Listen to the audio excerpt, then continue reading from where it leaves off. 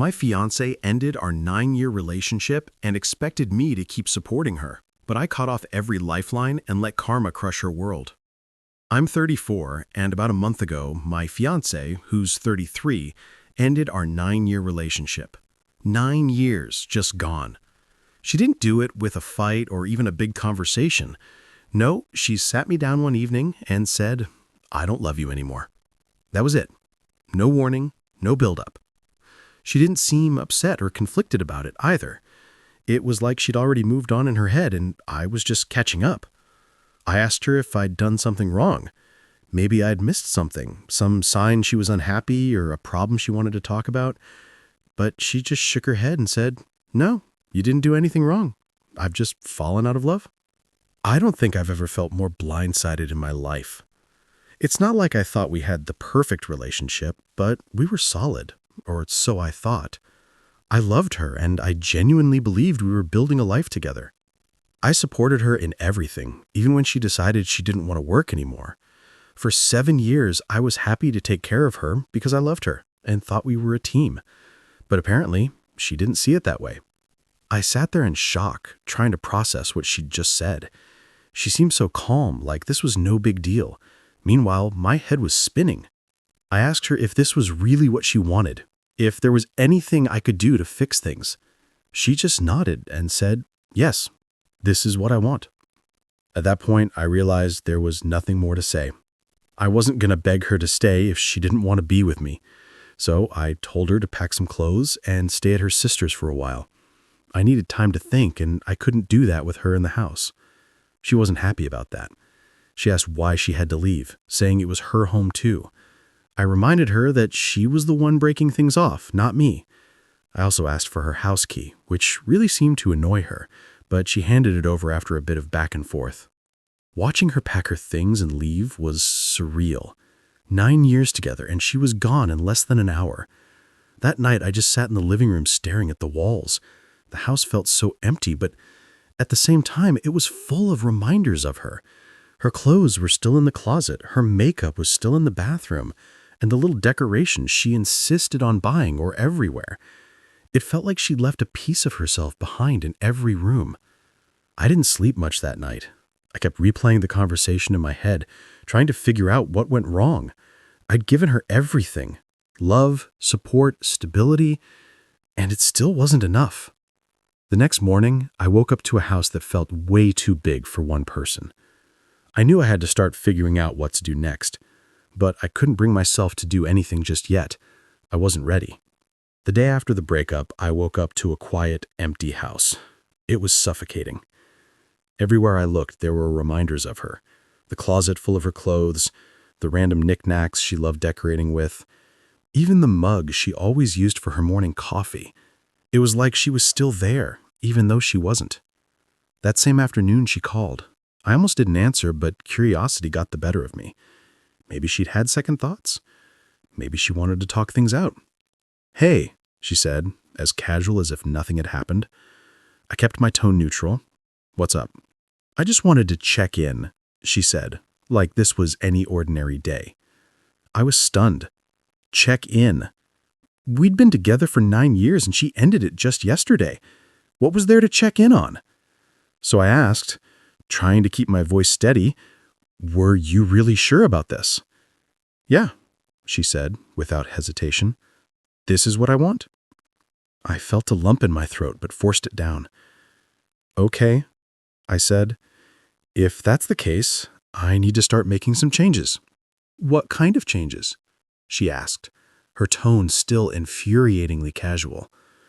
I explained that I'd be removing her from the car insurance, canceling her phone plan, and cutting off her access to the joint bank account.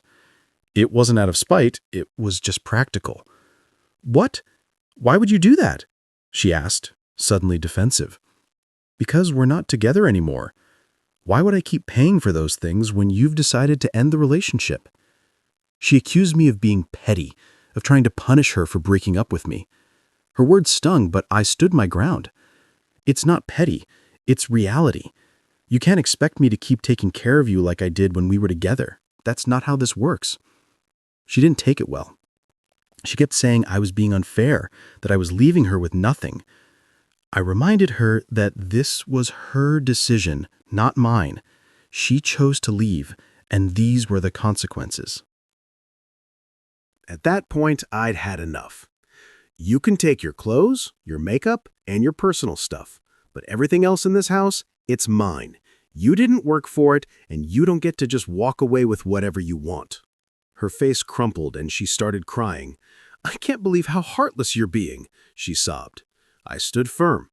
I'm not being heartless. I'm just not letting you take things that don't belong to you.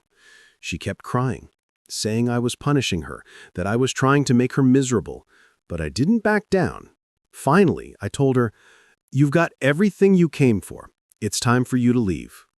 That night, she sent me a long, rambling text.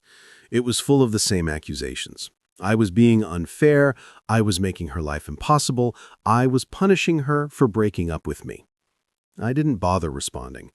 At this point, it felt like no matter what I said, she would twist it into something else to paint herself as the victim. Over the next few days, I started going through the house and packing up the rest of her stuff. There wasn't much left, just a few odds and ends she hadn't bothered to take. I put everything into a box and left it in the corner of the garage. I considered texting her to come pick it up, but honestly, I didn't want to deal with her anymore. If she wanted it, she could ask for it. I wasn't going to chase her down to return her things. Mutual friends started reaching out, saying she'd been complaining about me to anyone who would listen. According to her, I was this bitter, vindictive ex who was doing everything in my power to make her life miserable. It was frustrating, but I didn't let it bother me too much. People could believe whatever they wanted. I knew the truth, and that was enough for me. By the end of the week, I felt like I'd finally taken back control of my space. The house was mine again, free of her stuff and her presence. It still felt a little empty, but for the first time, I felt like I could start moving on. A few days after the fight over her suitcase, I thought things might finally quiet down. I had packed the rest of her stuff into a box and was ready to move forward. But of course, she wasn't done. She called me late one evening and, against my better judgment, I picked up. I figured maybe she wanted to arrange to pick up the box or apologize for the argument. Instead, she sounded desperate, almost panicked. "I need help," she said, her voice shaky. I stayed silent for a moment, unsure of what to say. "What kind of help?" I asked cautiously. "I can't find a job. It's been so long and no one's calling me back. I've tried, but it's like I don't even know where to start." I sighed, leaning back in my chair. "I'm sorry to hear that, but I don't know what you want me to do about it." Her tone shifted, becoming sharper. "You could help me for starters. I gave up my career for you. The least you could do is help me get back on my feet." That line hit a nerve. "You didn't give up your career for me. You chose to stop working because you didn't want to anymore. I supported you because I loved you, but don't act like I forced you to quit." She started crying then, telling me how hard everything was and how much she was struggling. She said her sister was getting tired of her being there and was pressuring her to find a job. "I have nothing right now. I'm sleeping on a couch.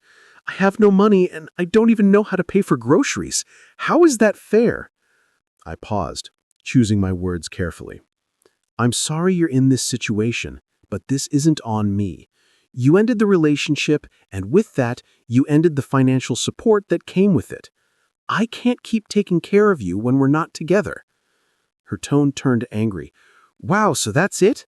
9 years together and you're just going to leave me to suffer?" "You made this choice," I said firmly, "not me." She hung up without another word. Over the next week, the texts started pouring in again. At first, they were emotional, filled with regret and apologies. She said she missed me, that she had made a mistake, that she was struggling to adjust to life without me. But when I didn't respond, her tone shifted. The messages became bitter, accusatory. She called me heartless, selfish, and even cruel. She said I was punishing her for the breakup and ruining her life. It was hard to read, but I forced myself to stay firm. I knew if I caved now, it would never stop. Through mutual friends, I started hearing more about how she was doing. Apparently, her sister had given her an ultimatum: find a job within a month or move out. She was applying everywhere she could think of, but no one was calling her back. After 7 years out of the workforce, she didn't have much to put on a resume. A friend told me she had broken down at a group hangout, crying about how she had ruined her life and wished she could go back to how things were before. I didn't feel bad for her, though. She had everything: stability, love, and a comfortable life. And she threw it away. One evening I was at home when the doorbell rang. I wasn't expecting anyone, so I hesitated before opening it. When I did, there she was, standing on my porch. She looked terrible. Her hair was a mess, her eyes were red and puffy, and she was wearing clothes that looked like they hadn't been washed in days. "What are you doing here?" I asked, my tone flat. "I need to talk to you," she said, her voice trembling. I stepped aside and let her in, more out of curiosity than anything else. She sat down on the couch, her hands shaking as she tried to compose herself. "I can't do this anymore," she said, her voice breaking. "I've tried, but I can't. I can't find a job. I can't afford to live like this. I don't know what to do." I waited, giving her a chance to continue. "I made a mistake," she said, tears streaming down her face. "I thought I could handle this on my own, but I can't. I miss you. I miss us. I still love you." Her words hung in the air, but instead of feeling sympathy or longing, I just felt numb. "You don't love me. You love the life I gave you. That's not the same thing." She shook her head, insisting that she meant it, that she wanted to fix things and come back. "I can't help you," I said, standing up. "You made your choice, and now you have to live with it." She begged me to reconsider, saying she'd do whatever it took to make things right. But I wasn't interested. I had given her everything for 9 years, and it still wasn't enough. I wasn't going to give her a second chance to take advantage of me. "It's time for you to leave," I said, opening the door. She hesitated for a moment, her eyes pleading, but when she saw I wasn't changing my mind, she got up and walked out. As the door closed behind her, I felt a wave of relief. For the first time since the breakup, I felt like I had truly closed the door, both literally and figuratively, on that chapter of my life. After that final confrontation, I knew it was over for good. She had begged, cried, and made every excuse in the book, but none of it changed what I knew deep down. She didn't miss me. She missed the life I gave her. For the first time in a long time, I felt free. No more guilt, no more second-guessing myself. I wasn't responsible for her anymore, and it felt like a weight had been lifted off my shoulders. A few days later, I got a text from a mutual friend. Apparently, her sister had finally kicked her out. She'd missed her deadline to find a job and had been refusing to contribute financially, so her sister gave her no choice but to leave. I wasn't sure where she went after that, and honestly, I didn't want to know. I heard she had managed to find a part-time job at a local cafe. It wasn't much, but it was enough to keep her afloat, barely.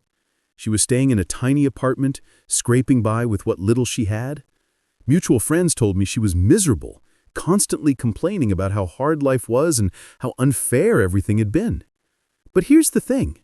I didn't feel bad for her. She made her choices.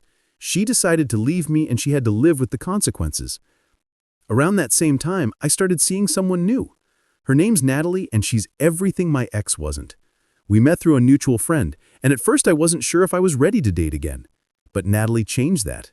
She's smart, independent, and hardworking. She has a great career as a project manager and has her own place. She doesn't need me to take care of her. She's perfectly capable of standing on her own 2 feet. Being with her felt refreshing.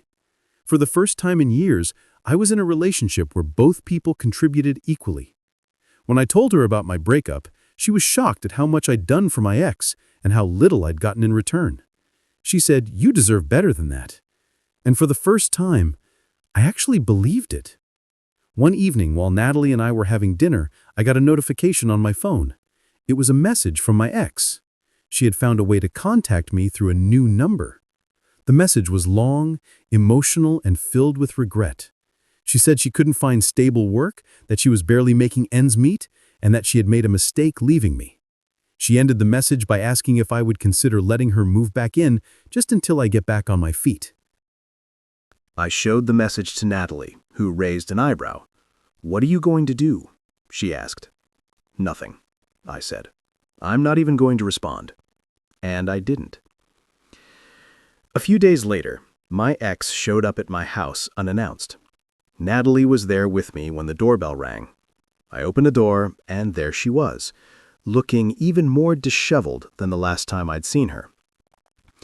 "I need to talk to you," she said, glancing at Natalie with thinly veiled irritation. "There's nothing to talk about," I said, keeping my voice calm.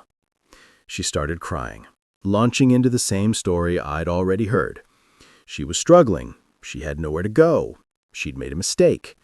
She begged me to let her move back in, saying she'd do whatever it took to fix things, but I wasn't having it.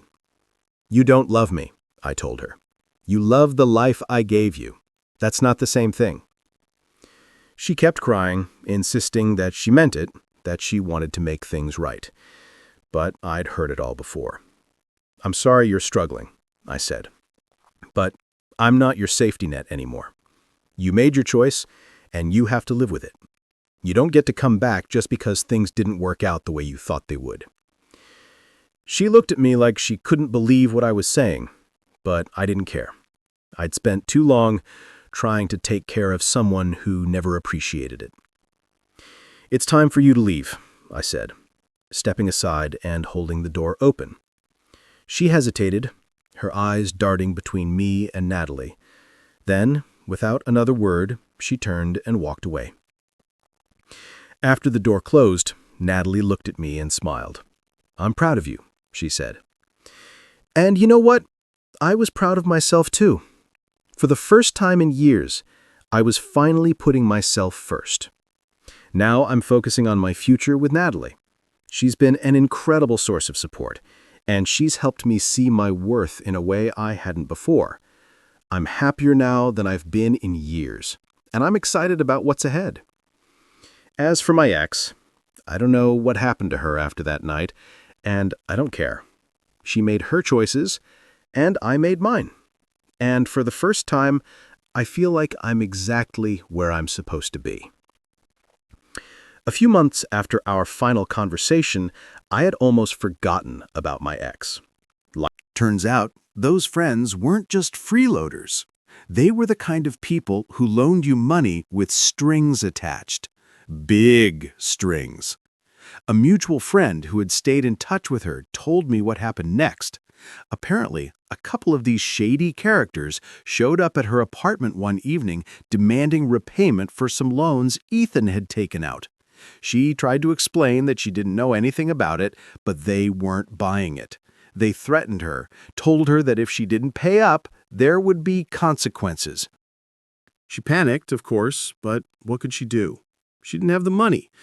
She tried calling Ethan, but his number was disconnected. She even went to his last known address, only to find out he'd skipped town. She was left to deal with the mess on her own. When I heard about all of this, I won't lie, I felt a mix of emotions. Part of me felt bad for her. No one deserves to be scammed or put in a dangerous situation. But another part of me couldn't help but think, this is what happens when you take people for granted. She wanted someone to give her an easy life, to take care of her so she wouldn't have to work or worry about anything. And instead, she ended up with someone who used her, just like she had used me. But the karma didn't stop there. With no way to pay off her debts, she was forced to sell most of her belongings. The designer bags and clothes she'd once flaunted were pawned off for pennies compared to what they were worth. She ended up moving into a tiny, run-down apartment in a bad part of town because it was all she could afford. She tried to pick up extra shifts at the cafe where she worked, but her boss wasn't willing to give her more hours. She started looking for a second job, but after so many years of not working, her resume was too weak. I even heard she tried reaching out to her family for help, but they weren't in a position to do much for her. Her sister, the one who had let her crash on the couch, had finally cut ties, saying she couldn't deal with the constant drama anymore. The final straw? She ended up getting sued by the credit card company for the debt Ethan left her with. She tried to argue that it wasn't her fault, but her name was on the account, so legally it all fell on her. From what I heard, she's now working with some debt relief program, scraping together what little she can to pay off what she owes. Meanwhile, I was thriving. Natalie and I were growing closer every day, and I was finally able to focus on my own goals without someone else's baggage holding me back. She had made her choices, and now she was dealing with the fallout.